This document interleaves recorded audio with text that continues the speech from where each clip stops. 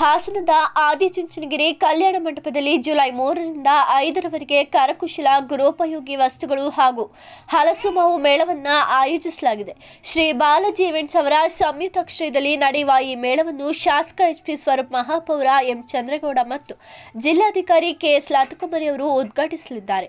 ಮೇಳದಲ್ಲಿ ಹಲವಾರು ಬಗೆಯ ಮಾವು, ಹಲಸು, ಹಲಸಿನ ಜಿಲೇಬಿ, ಗೃಹೋಪಯೋಗಿ ವಸ್ತುಗಳು ಕಡಿಮೆ ದರದಲ್ಲಿ ಲಭ್ಯವಿದ್ದು ಮಕ್ಕಳಿಗೆ ಆಟೋಪಾಠಗಳು, ಗಿಡಗಳ ಮಾರಾಟ ಹಾಗೂ ವಿವಿಧ ತಿನಿಸುಗಳು ಸಿಗಲಿದೆ.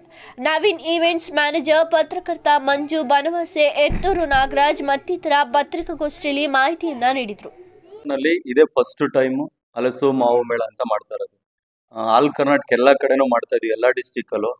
ನಮ್ದು ಹಾಸನ ಆಗಿರೋದ್ರಿಂದ ಹಾಸನಲ್ಲಿ ಒಂದ್ಸಲ ಹಲಸು ಮಾವು ಮೇಳ ಯಾರು ಮಾಡಿಲ್ಲ.